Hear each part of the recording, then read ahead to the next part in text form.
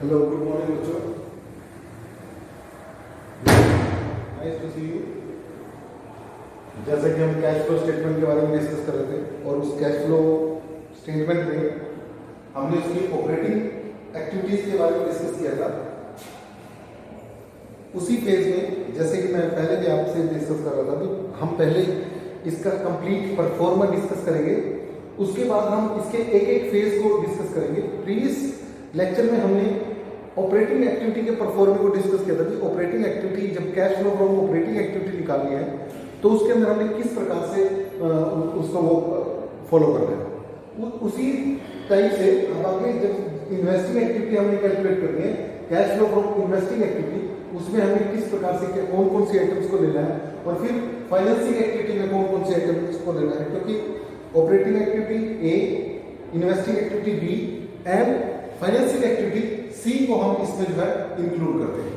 अब ऐसे ही इसमें cash flow from investing activity में जितनी भी हमारी फिक्स्ड एसेट्स हैं, चाहे वो टेंजिबल फिक्स एसेट्स हैं, चाहे वो इनटेंजिबल फिक्स एसेट्स हैं, या फिर हमारी इन्वेस्टमेंट है, उनसे रिलेटेड जो भी परचेज और सेल है उसको हम इन्वेस्टिंग एक्टिविटी में इंक्लूड करते हैं। यानी जब इनफ्लो और आउटफ्लो उनसे रिलेटेड होता है ना, जैसे proceed from sale of fix asset. मान लो कोई फिक्स एसेट थी, कोई बिल्डिंग थी, मशीनरी थी, फर्नीचर था, कार था, मोटरसाइकिल था, कोई भी फिक्स एसेट हमने सेल किए, उसको सेल करने से इनफ्लो हुआ, पैसा हमारे पास आएगा। तो जितना भी इनफ्लो हुआ, चाहे वो फिक्स एसेट की सेल से हो, चाहे वो हमारी इंटेंजिबल फिक्स एसेट हो। इंटेंजिबल फिक्स एसेट कौन सी होती है बेटे? जैसे गुडविल है, पेटेंट्स है, ट्रेडमार्क है, कॉपीराइट्स है। अगर हमने ऐसे कोई वो सेल की है, इंटेंजिबल फिक्स एसेट को सेल की है, तो उसको भी, उसके भी जो है हमारा इनफ्लो होता है। उसके बाद कोई हमने नॉन करंट एसेट्स, जो हमारी नॉन करंट एसेट थी, जैसे इन्वेस्टमेंट है, इन्वेस्टमेंट को सेल किया, हमने कोई इन्वेस्टमेंट कर रखी थी, उसको हमने सेल कर दिया, तो वहां से जो प्रॉफिट आया वो। उसके बाद अगर कोई इंटरेस्ट रिसीव हुआ है या फिर कोई डिविडेंड रिसीव हुआ है, इंटरेस्ट रिसीव, डिविडेंड रिसीव, एक यहां पे ऐड होगा और ऑपरेटिंग एक्टिविटी में लेस होता है। ये चीज ध्यान रखने वाली है। दूसरी जो एक्टिविटी करेंगे, डिविडेंड पेड और इंटरेस्ट पेड, इस एक्टिविटी में आपका जो है ऐड होगा और ऊपर जो है उसमें लेस होगा। ये दोनों जो है आपको ध्यान रखने पड़ेंगे भी कौन सा इन्वेस्टिंग करता है और कौन सा फाइनेंसिंग करता है। इन्वेस्टिंग में सीड आएगा, फाइनेंसिंग में आपका जो है पेड आएगा। ये चीज आपको जो है ध्यान, क्योंकि यही चीज आपको कंफ्यूज करेगी और इसमें कुछ नहीं है। डिविडेंड रिसीव, रेंट रिसीव अगर कोई है, इन सबको जो है ऐड कर लेंगे और इसके अंदर ये सारा का सारा जो आइटम्स है ये इनफ्लो से रिलेटेड है। जितना भी आपका इनफ्लो हुआ वो इनफ्लो बता रहे हैं, जो हमारी इन्वेस्टिंग एक्टिविटी में जो इनफ्लो हुआ वो इन काम से हुआ।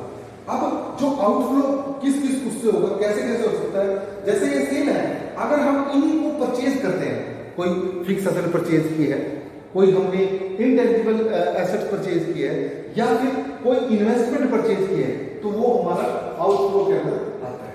इन इनफ्लो और आउटफ्लो को जो है कंक्लूड कर लेंगे। यहाँ पे जो है cash flow from investing activity आ जाएगा। और अगर मान लो ये आंसर माइनस में आता है तो इसका मतलब क्या है, cash used in investing activity, फिर वो इसका मतलब क्या है, वो हमारा माइनस में है और यूज्ड इन इन्वेस्टिंग एक्टिविटी में इंक्लूड किया जाएगा। उसके बाद जैसे इसमें ये इन्वेस्टिंग एक्टिविटी है, वैसे ही आपका जो है फाइनेंसिंग एक्टिविटी है। जो इन्वेस्टिंग एक्टिविटी जैसे हमारे sale and purchase of fix asset से रिलेटेड है, इनफ्लो और आउटफ्लो उसमें देखा जाता है।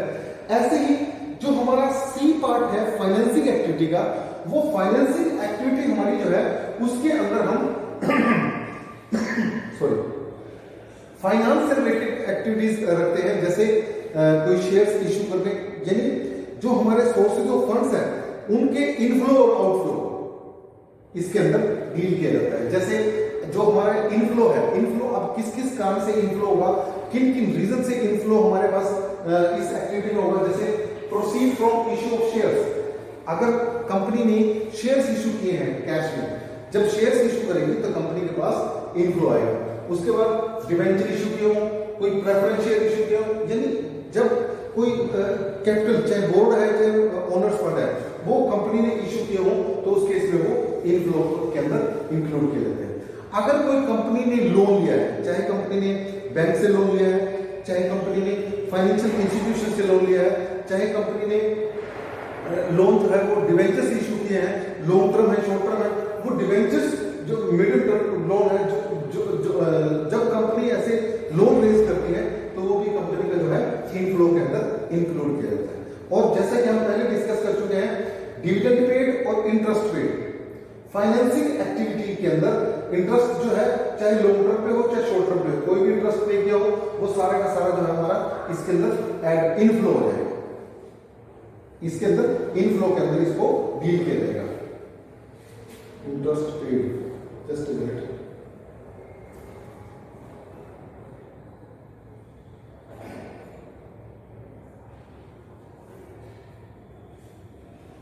ये माइनस में रहेगा, इंटरेस्ट पेड डिविडेंड पेड ये सारा प्लस में आएगा। रेजिंग ऑफ लोन और ये डिविडेंड पेड इंटरेस्ट पेड हमारा, क्योंकि ऊपर ये ऐड होता है नीचे ये हमारा लेस होगा, और ऊपर ये लेस होता है तो नीचे ये ऐड होगा। ऑपरेटिंग में इसको इन दोनों का जो है ये रिवर्स होता है। अब ये डिविडेंड पेड और ये इंटरेस्ट पेड जो है चाहे शॉर्ट टर्म का चाहे लॉन्ग टर्म का, दोनों जो है इसमें हम इसको लेस कर देंगे इसमें।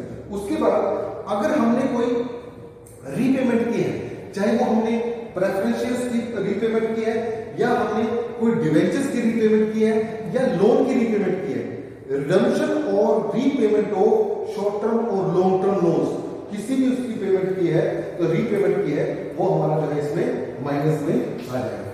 अब इनको ऐड कर लेंगे और इनको ऐड कर लेंगे, दोनों का जो डिफरेंस निकालेंगे वो हमारा cash flow from operating financing activity के अंदर डील किया जाएगा। और यहाँ पे जो ये तीनों बनाने के बाद अब ये देखिए, जैसे हमारे पास बोर्ड वो छोटा था तो पहले दो ये बनाएंगे, एक पहले उसमें बनाया था, इन तीनों को हम एक पेज पे बनाएंगे। अलग से जब बड़े क्वेश्चंस आपके आएंगे तो तीनों बनाने पड़ेंगे, पहले ऑपरेटिंग एक्टिविटी, फिर आपकी इन्वेस्टिंग एक्टिविटी, उसके बाद फाइनेंसिंग एक्टिविटी। उसके बाद जब आप ये सारा बना लोगे तो आप क्या करोगे, आपने इन तीनों एक्टिविटीज को cash flow from A B C, जो ए एक्टिविटी से है, जो यानी जो ऑपरेटिंग से है, जो इन्वेस्टिंग से है, जो फाइनेंसिंग है, उन तीनों को जो है ऐड कर लो। जैसे इन्वेस्टिंग से ये आया तो ये लिख लेंगे, और फाइनेंसिंग से जो आया वो लिख लेंगे, और ऑपरेटिंग से जो आया वो लिख लेंगे।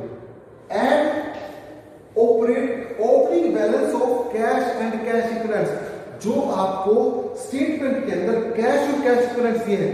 कैश और कैश इक्विवेलेंट्स के बारे में हम पहले भी डिस्कस कर चुके हैं। वो कैश और कैश इक्विवेलेंट कौन से होते हैं, जैसे कैश इन हैंड है, कैश एट बैंक है, कोई करंट इन्वेस्टमेंट है। अगर ऐसे कोई हमारे जो कैश इक्विवेलेंट्स है तो उनकी ओपनिंग बैलेंसेस को इसके अंदर ऐड कर लेंगे, और जब ऐड करके जो आएगा इन सब का टोटल जो आएगा वो टोटल जो है closing balance of cash and cash equivalents के इक्वल होना चाहिए। जब वो इसके इक्वल होगा तो इसका मतलब हमारा क्वेश्चन जो है वो सही है। तो इस तरीके से आपने जो है इसका ये परफॉर्मा जो आपने ध्यान रखना है। अब जैसे हमने ये परफॉर्मा डिस्कस कर लिया, अब मैं आपको एक ऑपरेटिंग एक्टिविटी के क्वेश्चन हम डिस्कस करते हैं, शायद उससे कुछ समझ में आए।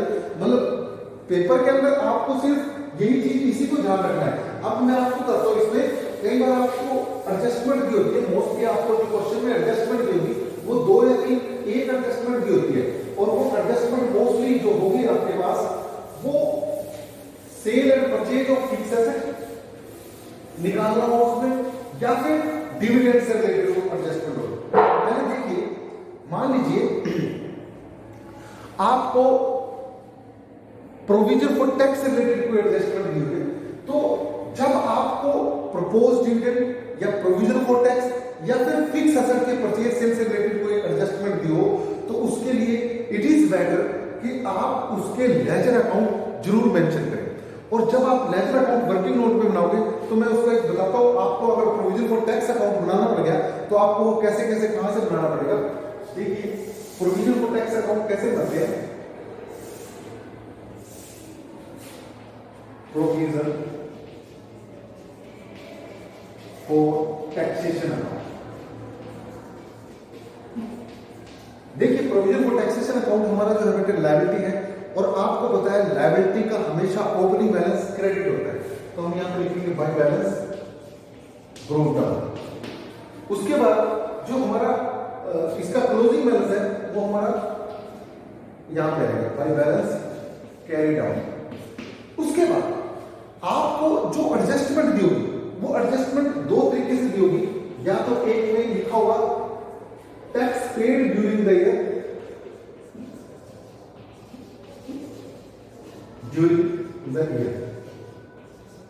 या फिर आपको एडजस्टमेंट दी होगी tax made during the year. दोनों में से एक एडजस्टमेंट दी होगी।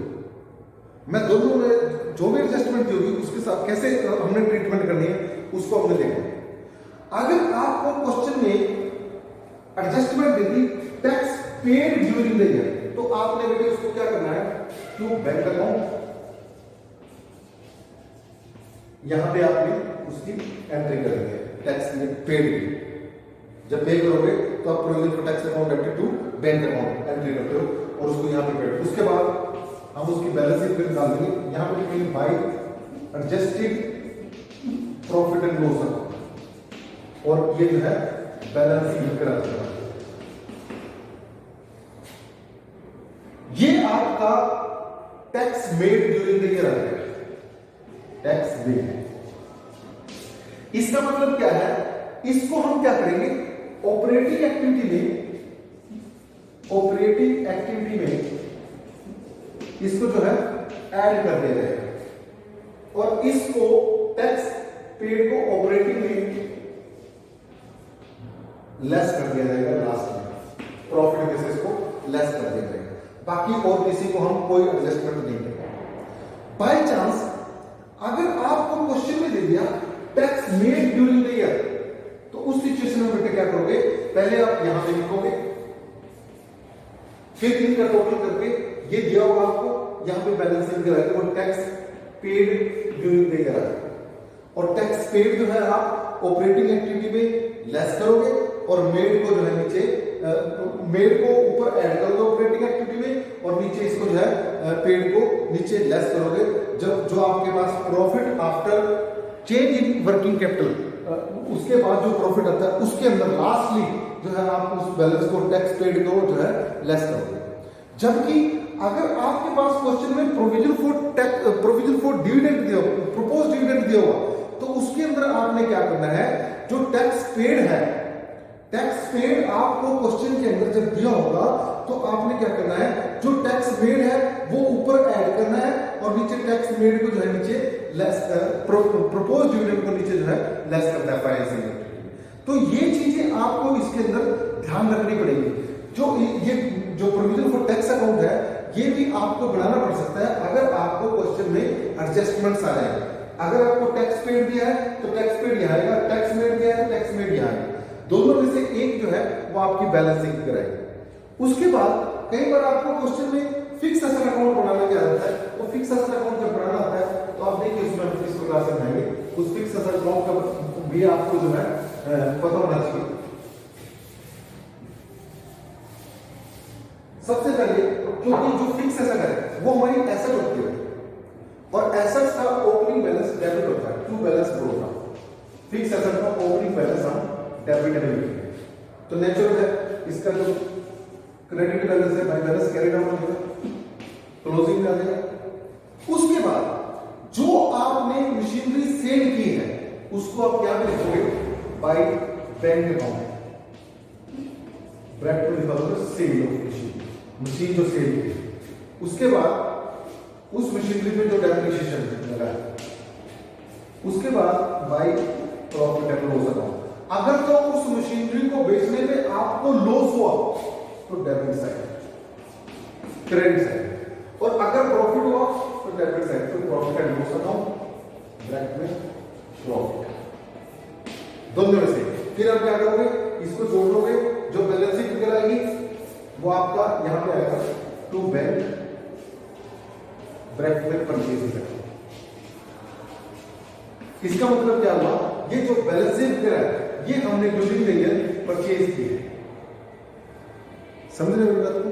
तो इस तरह से आपको फिक्स एसेट अकाउंट भी जो है बनाना आ सकता है। आप क्या करोगे, जो ये सेल है, सेल वैल्यू है इसको आप इन्वेस्टिंग एक्टिविटी में दिखाओगे। इन्वेस्टिंग एक्टिविटी जो डेप्रिसिएशन है इसको ऑपरेटिंग एक्टिविटी में करंट ईयर डेप्रिसिएशन, क्योंकि और भी फिक्स एसेट हो सकते हैं, करंट ईयर को ऐड कर दो और ये प्रॉफिट एंड लॉस को loss on sale of fix asset आप जो है ऑपरेटिंग एक्टिविटी में डिडक्ट कर दोगे, और अगर प्रॉफिट है तो इसको ऑपरेटिंग एक्टिविटी में इसको ऐड कर दोगे और इसको जो है लेस कर दोगे operating activity.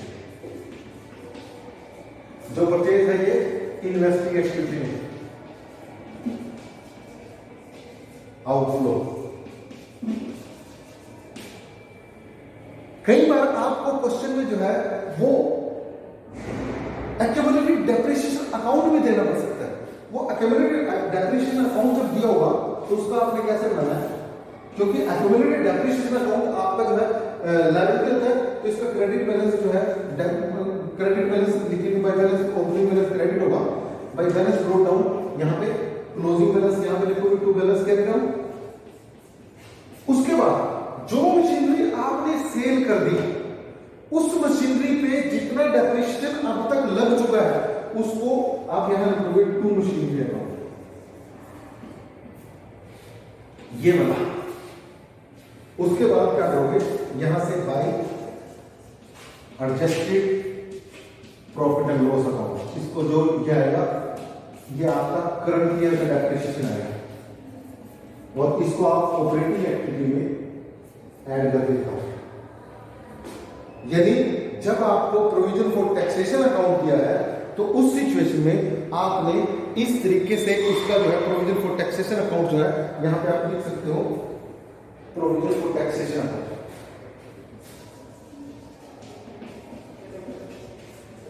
Provision for taxation account, तो यह आपको अकाउंट जो है उसका इस तरह से आपको ये अकाउंट भी जो है बनाना पड़ सकता है। तो ये कुछ चीजें थी बेटे जो इसके परफॉर्मिंग में हमें जो है इनको ध्यान में रखना है। अब इस परफॉर्मिंग के बाद हम बारी बारी से जो है इनकी एक प्रैक्टिकल क्वेश्चन जो है वो डिस्कस करेंगे। मोस्ट ऑफ द टाइम अगर बेटे जब तक आपको इसके ये परफॉर्मेंस अच्छी तरह से लर्न नहीं होंगे, मैं ब्रेक करके मैंने तभी आपको सिखाई कि आप जो है एक एक क्वेश्चन करके जो है एक एक ब्लॉक को जो है अच्छी तरह से समझ गए। उसके बाद जब ये तीनों आपको अच्छी तरह से इनके क्वेश्चंस कर लोगे तो आप इसको पूरा बनाने में आपको जो है 1 मिनट लगेगी, साथ ही जो है आपका ये कंप्लीट हो जाएगा। तो पहले आपने इन क्वेश्चंस को अच्छी तरह से अलग अलग उसके क्वेश्चंस करना है, फिर जो है बड़े क्वेश्चन को चूज करना है, फिर बड़े क्वेश्चन जो है पिक करोगे और बड़े क्वेश्चन जो है करने की कोशिश करोगे। फिलहाल आपने जो है इनके अलग अलग पहले ऑपरेटिंग एक्टिविटी के, फिर इन्वेस्टिंग एक्टिविटी के और फिर फाइनेंसिंग एक्टिविटी के जो है क्वेश्चंस आपने जो है सॉल्व करने हैं। Thank you.